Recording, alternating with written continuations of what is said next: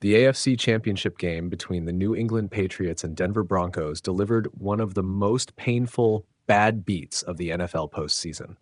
Not for the teams on the field, but for bettors who watched a winning ticket evaporate because of a single, irreversible officiating mistake.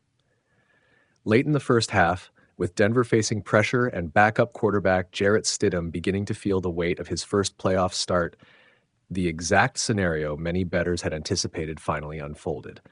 Under heavy pressure from the Patriots' pass rush, Stidham attempted to escape a sack by shoveling the ball away in desperation.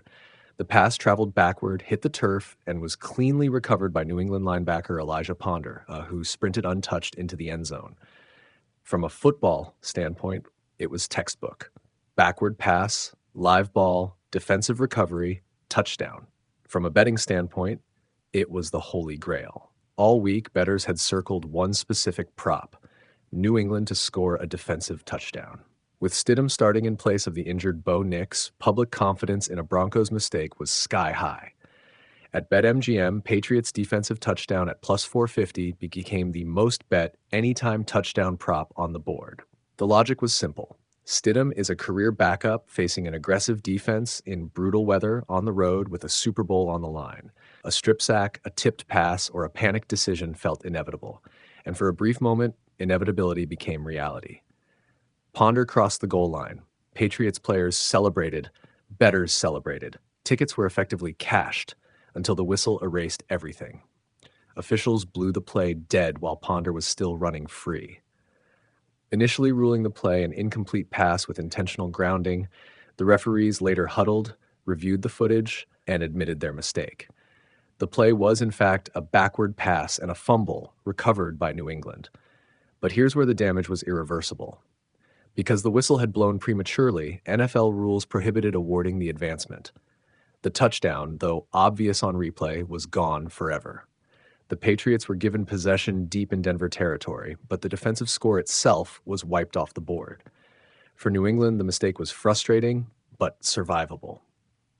Drake Maye soon ran the ball into the end zone himself, tying the game and restoring the points that had been lost. On the scoreboard, the Patriots were made whole. Bettors were not.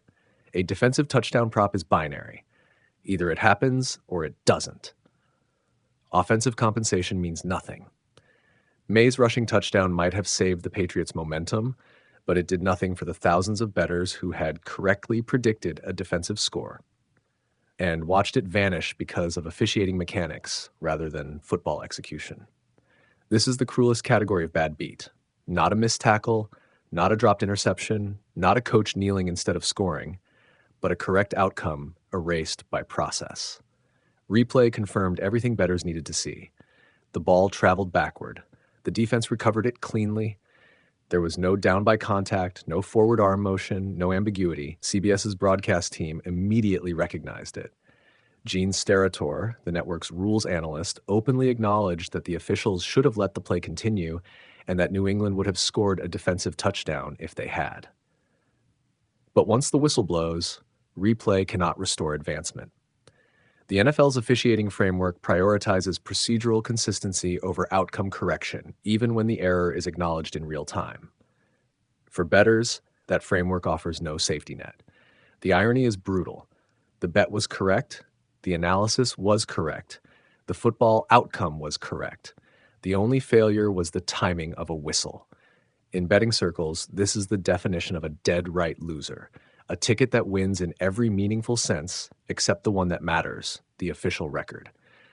It also highlights the unique vulnerability of prop bettors compared to sides and totals. If you bet the Patriots to win, the game eventually went your way. If you bet the under, the snow and defense likely helped you. But niche props, especially defensive touchdowns, live on razor-thin margins. They depend on rare events being allowed to fully resolve. One whistle can undo hours of research and perfect situational reads. The officiating crew narrowly avoided altering the competitive outcome of the AFC Championship. The Patriots still advanced. The Broncos still lost. History will record the result accurately. But in sportsbooks across the country, the result tells a different story. Thousands of bettors did everything right, saw their prediction play out exactly as envisioned, and still lost.